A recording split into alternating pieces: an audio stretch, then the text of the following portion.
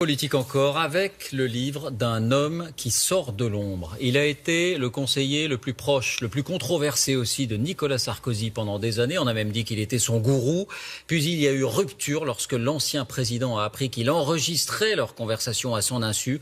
Bonsoir Patrick Buisson. Bonsoir. Merci d'être avec nous. Vous publiez aujourd'hui ce livre volumineux, dont on parle déjà beaucoup, La cause du peuple, l'histoire interdite de la présidence Sarkozy aux éditions Perrin, mi-essai politique, mi-chronique d'un quinquennat que vous avez donc vécu de l'intérieur. Avant de vous entendre, c'est Guillaume Daret avec Émilie Denis qui revient sur votre parcours et sur le contenu du livre. Qui est cet homme qui a longtemps conseillé Nicolas Sarkozy? Patrick Buisson vient de l'extrême droite. Dans les années 80, il dirige l'hebdomadaire Minute, soutient Jean-Marie Le Pen et s'affiche même à ses côtés. Mais c'est auprès de Nicolas Sarkozy qu'il pense pouvoir mettre en œuvre ses idées.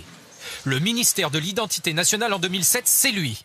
Lui qui va convaincre Nicolas Sarkozy de parler aux classes populaires tentées par le FN. L'affirmation des racines chrétiennes de la France, c'est toujours lui. Et lui encore qui plaide aussi pour un rapprochement avec le FN. Il avait une forme d'emprise, je crois qu'on peut dire ça. Et ça a donné cette espèce de tandem incroyable où Patrick Buisson pouvait tout faire. Patrick Buisson explique avoir été rapidement déçu par le nouveau président.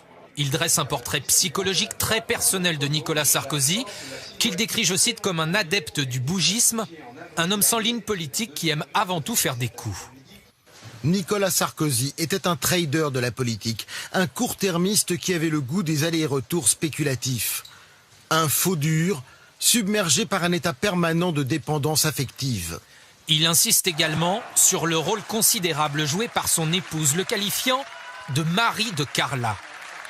La rupture définitive entre les deux hommes intervient il y a 2 ans, quand la presse révèle que l'ex-conseiller a enregistré à des dizaines de reprises à son insu Nicolas Sarkozy. Patrick Buisson sera condamné pour atteinte à la vie privée. Dans ma vie, j'en ai connu des trahisons, à tous les plans, mais comme celle-là, rarement. Rarement. Trahison. Patrick Buisson ne digère pas ce mot et décide aujourd'hui de livrer sa version de l'époque Sarkozy. Il assure ainsi que le ministre de l'Intérieur de l'époque a laissé faire les casseurs lors des manifestations anti-CPE en 2006 pour plomber son rival Dominique de Villepin et apparaître comme l'homme de la situation. Nous avions pris la décision de laisser les bandes de Black et de Beurre agresser les jeunes blancs aux Invalides. Il affirme aussi que Nicolas Sarkozy lui aurait demandé de contacter Jean-Marie Le Pen durant l'entre-deux tours en 2007. Appelle Le Pen, demande-lui ce qu'il veut. S'il faut le recevoir maintenant, tu sais, je le recevrai, lui aurait dit le candidat Sarkozy. Patrick Buisson est aujourd'hui mis en examen dans l'affaire des sondages de l'Élysée. Les proches de l'ancien président dénoncent une vengeance. Cet homme ne m'intéresse plus, a confié il y a quelques jours Nicolas Sarkozy. Patrick Buisson, un mot d'abord, précisément, comment savoir si ce livre est fidèle à la réalité alors que, selon toute vraisemblance, il est dicté, au moins en partie, par le ressentiment, voire le désir de vengeance? Écoutez, à cette question, ma réponse est excessivement simple.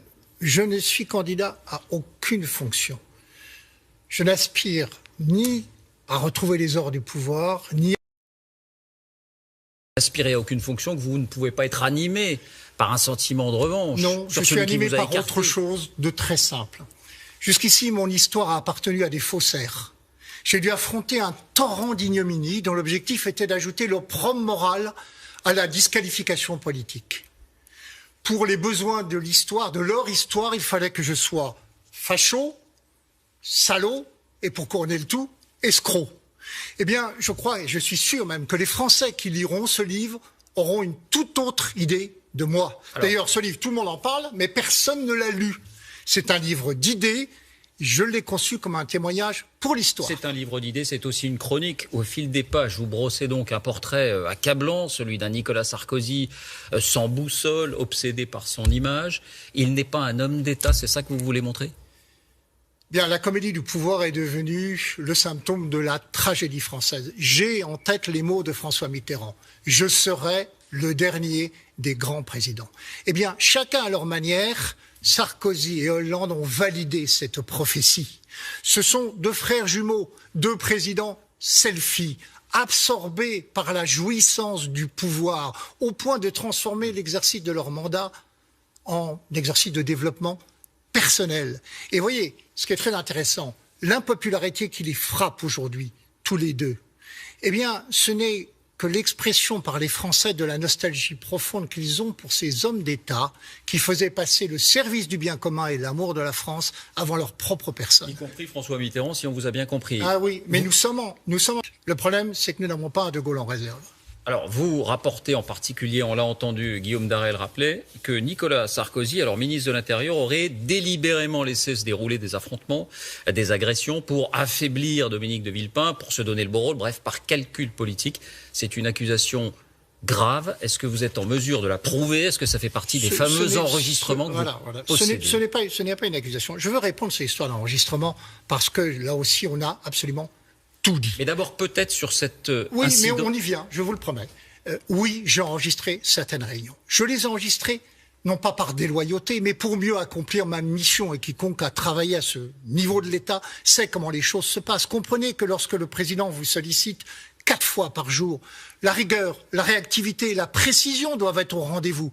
J'avais une obligation de résultat, pas de moyens. J'ai donc fait ça pour mieux le servir. Et ce que je n'admets pas, c'est qu'il ait pu m'accuser de trahison, alors que dans son fort intérieur, il sait que je me suis battu jusqu'au bout, alors que tous les autres le lâchaient en 2012. Alors, Patrick Buisson, sur ces enregistrements, puisque vous y venez, on comprend peut-être que vous ayez eu besoin de verbatim, d'avoir les paroles exactes, mais dans ce cas-là, pourquoi n'avoir pas mis le magnétophone sur la table ou sur vos genoux? Pourquoi n'avoir pas dit que vous enregistriez ces conversations? Mais tout simplement parce que, d'abord, je ne sais pas, moi j'ai vu qu'il y avait beaucoup de téléphones sur la table de l'Élysée et certaines personnes remplissaient des carnets de notes. Je ne l'ai pas fait parce que c'était de l'ordre des moyens pour moi. C'est un moyen pour accomplir ma mission. Donc je n'avais pas effectivement à mettre le magnétophone, mais je ne me suis pas servi de ces enregistrements. Vous comprenez que ça puisse troubler quelqu'un qui est enregistré sans qu'on le lui dise. Je veux bien tout entendre, mais il est quand même extravagant de la part de certains journalistes d'entendre ce procès alors qu'ils passent leur temps à faire des reportages en caméra discrète, en caméra ou en micro caché. Pas ça, pas eux. Bien. Alors, sur ce moment particulier des Invalides, des manifestations anti-CPE, est-ce que vous pouvez prouver ces accusations qui, encore une fois, sont des accusations graves? Ce sont des propos de Nicolas Sarkozy. Voilà. Ce sont des propos que je rapporte très fidèlement. Je rapporte les propos, d'ailleurs je n'ai pas eu besoin de les enregistrer, ils sont suffisamment frappants pour rester gravés dans la mémoire. Je n'ai pas eu besoin de les enregistrer, il le racontait très volontiers partie de ses faits d'armes. C'était son Waterloo. Et c'est tout le système Sarkozy là, où dire c'est faire. Non, c'est faire croire. Car finalement, Nicolas Sarkozy, c'est le reproche le plus grave que je peux lui faire, indépendamment du fait qu'il n'a pas réussi à incarner la fonction. C'est celui qui aura appliqué à la politique le principe de la pyramide de Ponzi. Accumuler les surpromesses en période électorale avec la ferme intention de n'en tenir aucune une fois au pouvoir. On était donc là dans l'agitation, faire croire qu'il était l'homme de la sécurité et de la protection. C'était de la mise en scène. Alors un dernier point. Aujourd'hui, Nicolas Sarkozy n'est-il pas en train finalement de faire campagne sur une ligne buisson entre guillemets, l'identité nationale, nos ancêtres les Gaulois, la tyrannie des minorités? Est-ce que ce n'est pas ça? Ça ne correspond à aucune conviction. Il est toujours à la recherche du logiciel qu'il espère être le plus performant. L'adhésion aux idées chez Nicolas Sarkozy est inexistante. Vous voterez à la primaire? Non. Pourquoi?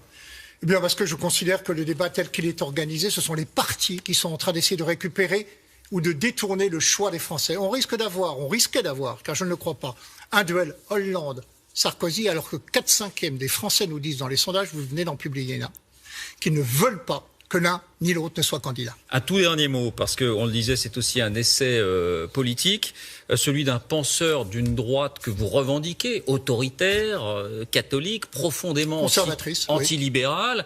Est-ce que le candidat de vos idées, quand on vous lit, ça n'est pas au fond le Front National, en tout cas version Jean-Marie Le Pen? Eh bien, sûrement pas. La seule élection où le Front National a reculé, la seule, c'était 2007 avec la campagne de Nicolas Sarkozy sur l'identité. Alors, faire de moi le complice du Front National, qu'à Dieu ne plaise, puisque aujourd'hui Marine Le Pen ne propose pas la politique de civilisation que j'estime indispensable pour redresser ce pays. Merci Patrick Buisson, La cause du peuple aux éditions Perrin. Merci d'avoir été notre invité. Un dernier mot de politique avec